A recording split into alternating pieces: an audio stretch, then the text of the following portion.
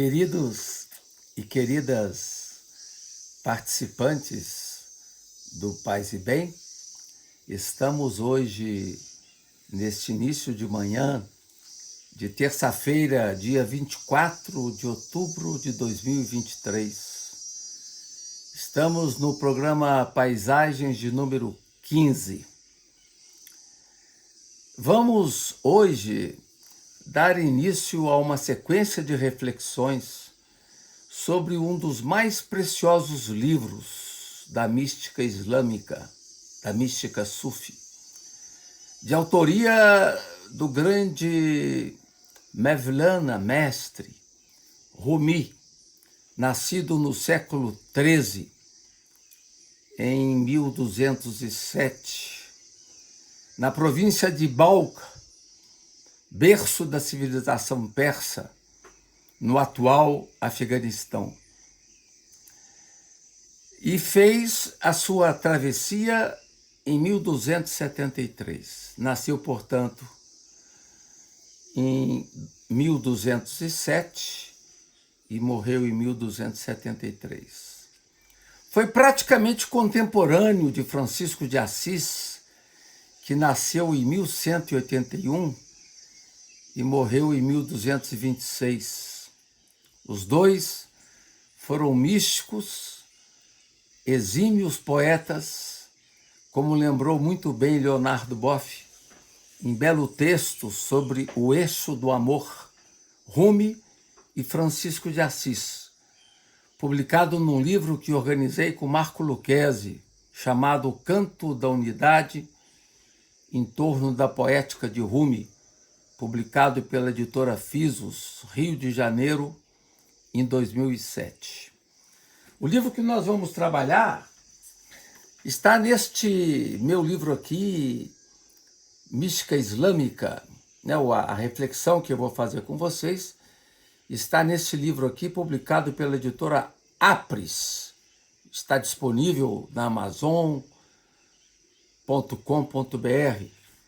Um livro que foi publicado em 2021, que faz parte de uma trilogia que envolve a mística cristã, a mística budista, zen budista e a mística islâmica.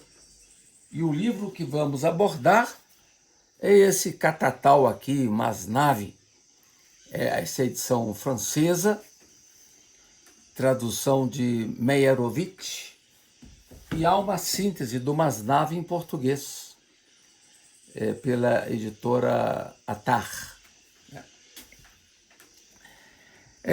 Como o tema é vasto, vamos fazer alguns programas sobre ele, de forma a favorecer uma iniciação ao fabuloso pensamento místico de Rumi, ainda pouco conhecido entre nós.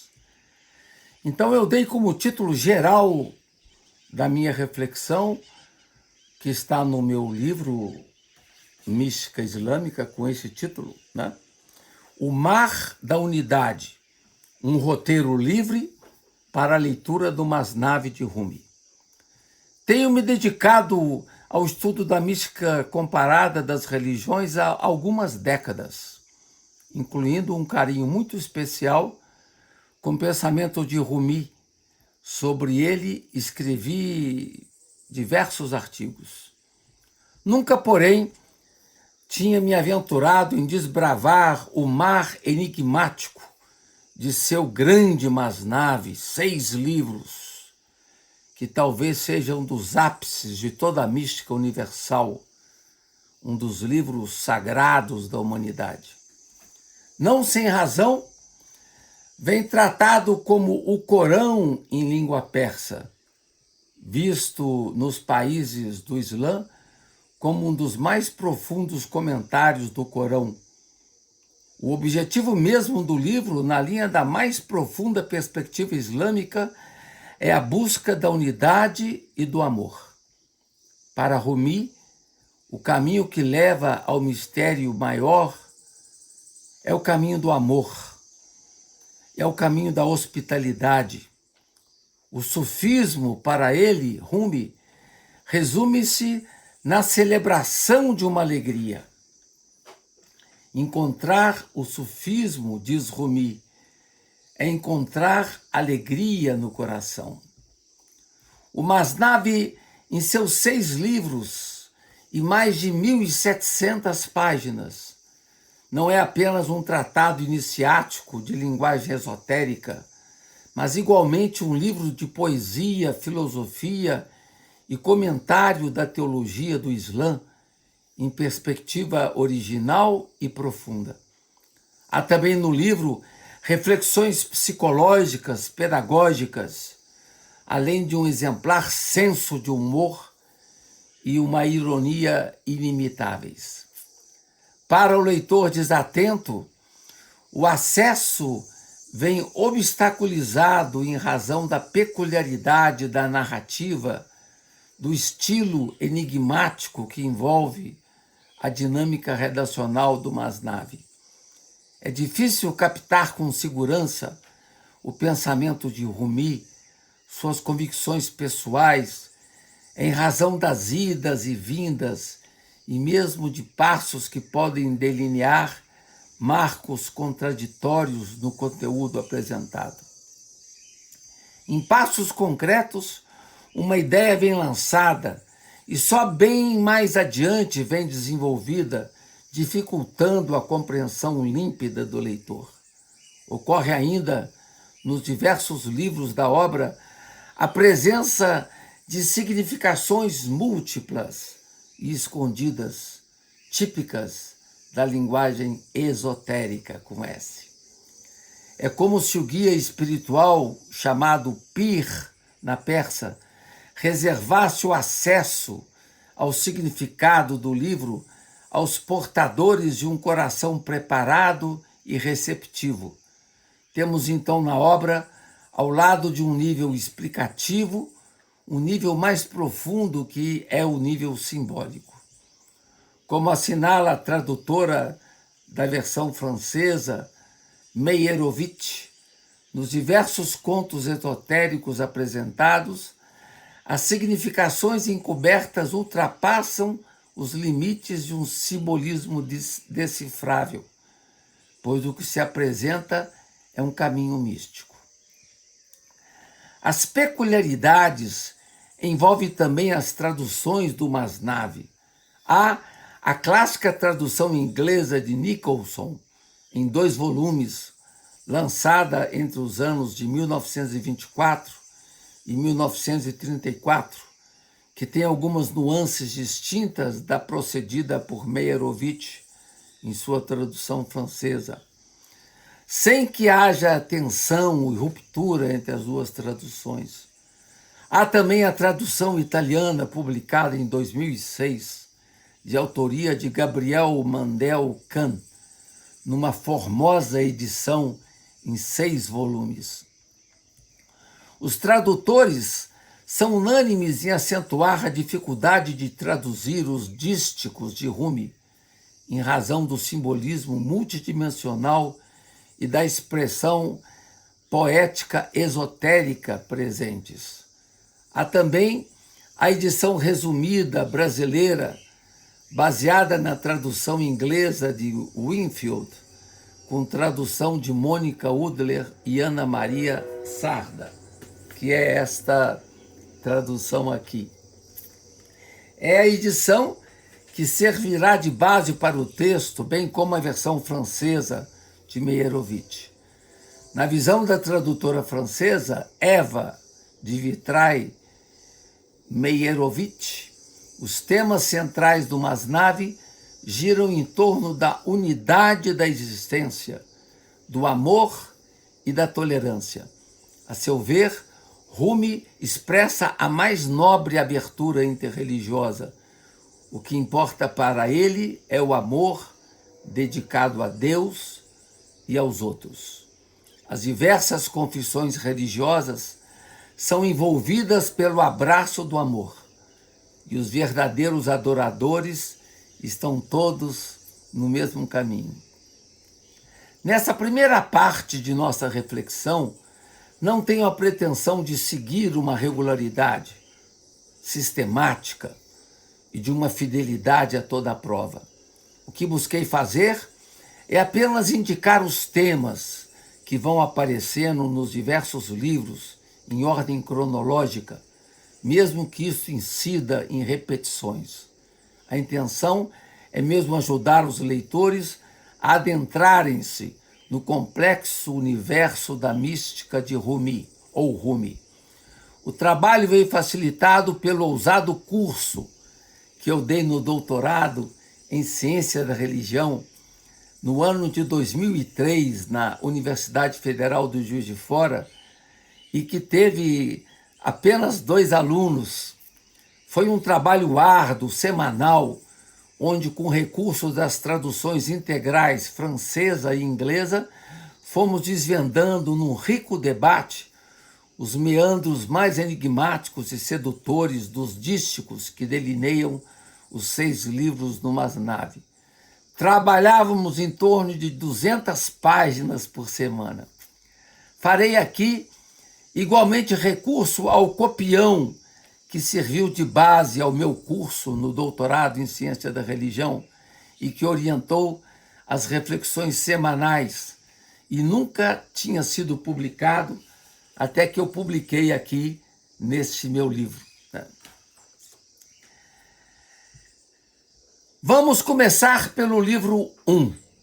O primeiro livro do Masnavi, são 6 livros ao todo, começamos aqui pelo primeiro livro, abre-se com um lindo prólogo do Lamento da Flauta e partilho aqui com vocês alguns trechos. Escuta a flauta de bambu como se queixa, lamentando o seu desterro. Desde que me separaram de minha raiz, minhas notas queixosas arrancam lágrimas de homens e mulheres. Meu peito se rompe, lutando para libertar meus suspiros e expressar os acessos de saudade de meu lugar.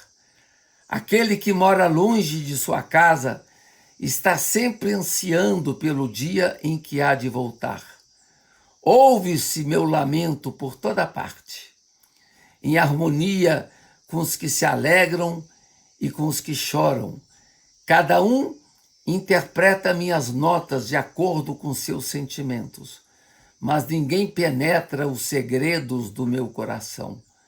Meus segredos não destoam de minhas notas queixosas e, no entanto, não se manifestam ao ouvido sensual. O lamento da flauta é fogo e não puro ar. Que aquele que carece desse fogo seja tido como morto. É o fogo do amor que inspira a flauta.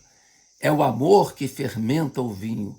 A flauta é confidente dos amantes infelizes. Sim, sua melodia desnuda meus segredos mais íntimos. Então esse é o início do Masnavi. E a imagem linda, né? De que o ramo de bambu, a cana de bambu que está fincada na terra, é como nós, seres humanos, que estamos fincados no mistério de Deus. E quando se tira o bambu da terra, nós nos afastamos, né, do mistério de Deus. E a flauta simboliza o lamento da busca, da retomada da unidade com Deus. O lamento da flauta desdobra-se no livro do Masnavi numa magnífica lode ao amor. O amor vem visto como uma doce loucura, aquela que cura as enfermidades. Diz o Rumi, no seu livro primeiro, falando sobre o amor eleva aos céus os nossos corpos terrenos e faz até os montes dançarem de alegria. Ó amante, foi o amor que deu vida ao monte Sinai, quando o monte estremeceu e Moisés perdeu os sentidos. Se meu amado apenas me tocasse com seus lábios, também eu, como a flauta, romperia em melodias. Mas aquele que se aparta dos que falam a sua língua, ainda que tenha 100 vozes, é forçosamente mudo. Depois que a rosa perde a cor e o jardim fenece, não se ouve mais a canção do rouxinol.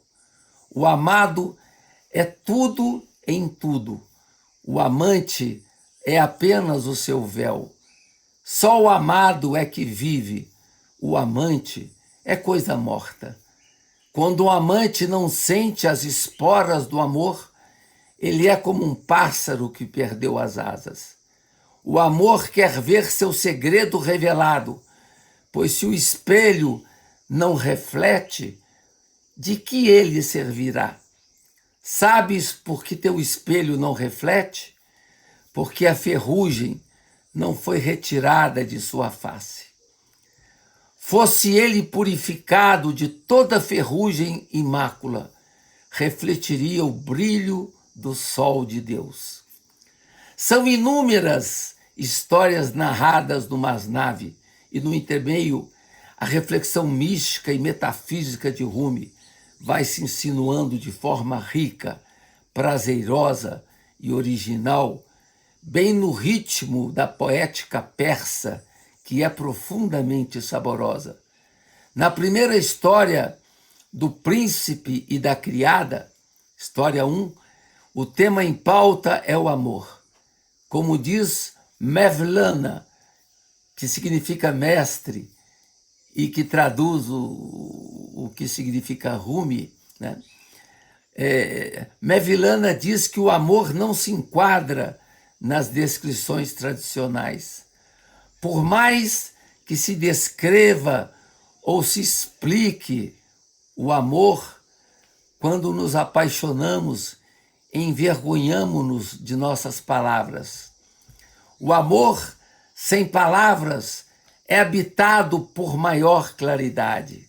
Diz Rumi, quando a pena se apressou a escrever, ao chegar no tema do amor, a pena partiu-se em duas.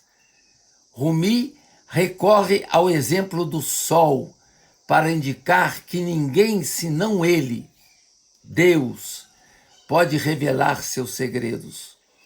Só o sol revela a luz da vida, e só o amor pode explicar o amor e os amantes. Sem precisar entrar em detalhes, a história fala da doença de uma moça pela qual o príncipe foi tomado de amores. Ninguém conseguia identificar a razão de seu sofrimento, até que um santo, convocado pelo rei, identificou o mal e o conseguiu, através de um processo psicológico bem semelhante à psicanálise, descobrir qual mal que afetava a princesa. Ele tomou a mão da moça e pediu para ela narrar sua história com a mão agarrada a ela. Quando ela falou sobre a cidade de Samarcanda, o seu pulso revelou que ali estava a origem de seu mal, numa difícil história de amor. O diagnóstico veio logo, com o aumento da frequência da pulsação e do empalidecimento do rosto da moça. E a história continua. Outra história do Masnavi, a história do azeiteiro e do papagaio, a história 2, Rumi aborda a complexa questão da tensão entre os sentidos mundanos e os sentidos espirituais, ou o sentido psíquico e o sentido espiritual. Isso está relacionado a um tema recorrente em Rumi, que é a tensão entre o mundo das formas e o mundo da realidade. Rumi assinala que na gota de sangue do coração inscreve-se uma joia que Deus se reservou dar aos mares e aos céus. Existe um leite que é precioso, mas provém da consciência sublime. Não há por que ficar restrito ao mundo das formas, da superfície. Há que se arriscar ousadamente no oceano do real, no sol da alma. Na visão de Rumi, os sentidos mundanos são a escada da terra. Os sentidos espirituais são a escada do céu. A verdadeira saúde só pode ser desvelada junto ao amigo. E isso significa afogar-se e ser absorvido por ela. Estamos assim, nessa abertura da reflexão do Masnavi, com essa linda passagem da cana de bambu, que é retirada da terra e que produz em cada um de nós essa dor do exílio, da distância do amada e o anseio profundo em retomar essa unidade profunda que dá sentido ao nosso ser. Agradeço profundamente a todas aquelas e aqueles que estão nos assistindo nessa terça-feira da manhã e que possamos dar continuidade à reflexão do Masnavi na próxima semana, se tudo der certo. O abraço precioso a todos que estão nos assistindo e, em particular, ao Felipe Albani, que cuida da técnica. Paz e bem a todos e todas.